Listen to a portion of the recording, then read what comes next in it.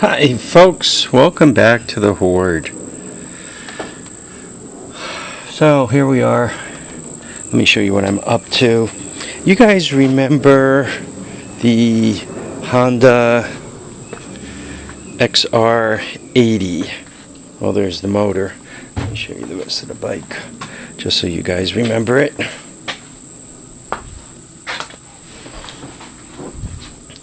Oh, there she is. And this is the one I got from a buddy of mine. That's upside down, but you can see it's 1983. This was actually his bike when he was a kid.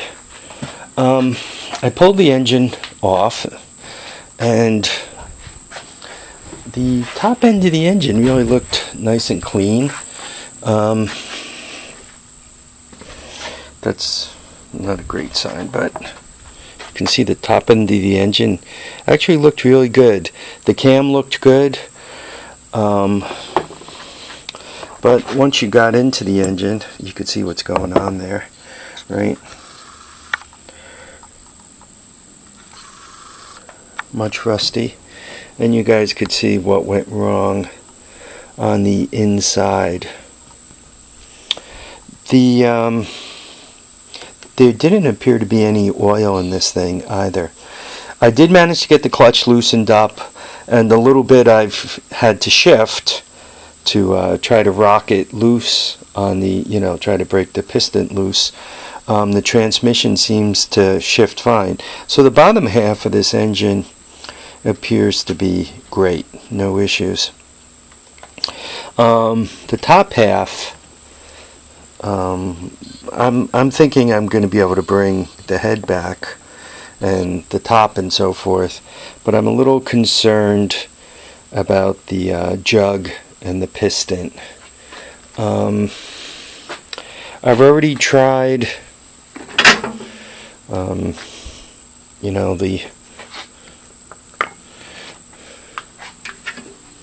wood block and hammer. I think what I'm going to do, though, before I go too crazy, I think I'm going to hit it with some diesel fuel. I've always had pretty good luck with diesel fuel, especially a mixture of diesel fuel and transmission fluid. Part of the reason why that makes those two chemicals make such a mess everywhere, and you spill like 3 drops of diesel fuel and it stinks for 100 years. It just seems to get everywhere. Same thing like with the transmission leak. I don't know if you guys, the old days, cars used to always leak transmission fluid. I mean, it used to pour out of the things basically, or at least the cars I used to own when I was young. Anyway,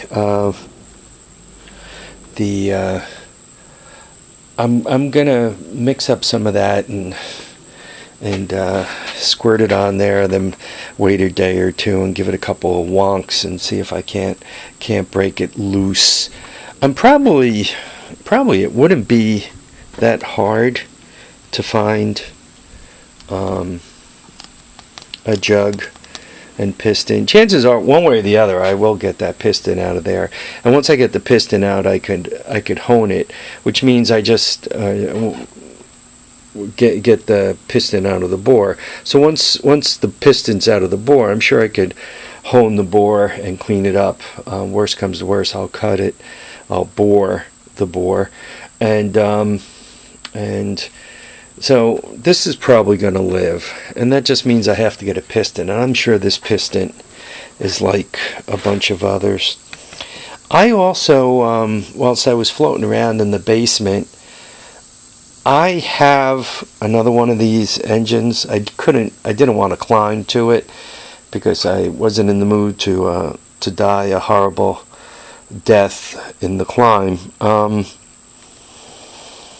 But I have another engine very similar to this. I don't know if it's an XR75 or 80. But more than this one, I'm like a finicky teenager, right? The second you start making progress on one thing, you start thinking about another. What I'd actually like to do is, I do want to get this 80 running, and no, it's not for sale. I'm not selling it. But even more so, I really, ever since discovering I had a frame for a 100 here, and for some reason I'm really thinking that I got everything for this bike. I not only got the 100, the frame that you see sitting there, but I'm thinking I also got the wheels, tires, seat, and engine. Because I wouldn't have bought just the frame. I don't like that. I tried to look in my engine shed, and I'll open the door for you and show you what kind of problems I'm having. Hopefully it's not locked. I might have locked it, so this might be just a walk. Yeah, I did lock it. Anyway, the problems I'm having is I'm going to have to wait till dark or for a chilly morning to go in there. I went and attempted to open the door, and like 100,000 bees flew out of there, one of them wasp things, and I had such a reaction when I got bit on the arm here last time that I don't think I really want to fool with that again. The engine shed, one topic to the next, right? Poor Harvey and his ADD. Anyway, that engine shed, I have to do something with it. It's not working. I got a lot of good stuff in there, but I needed to hold a lot more engines. I can't have engines like there's two. I think there's another two over there in that pile, and then this one obviously I'm working on, which is okay, but there's that one I just pulled off, and that one's supposed to go right on to something. And I think if you float around, there's still another few, and then there's that engine there, right? And there might be two, and then there's another couple on the back wall. So I need to get that engine shed and get all the engines in the engine shed and stop. That way, when I'm thinking, oh, I think I have such and such an engine, I could go to the engine shed and see the engine on a shelf and say, oh yeah, I do have such and such an engine. So anyway, another goal, right? Let's hope I realize it one day.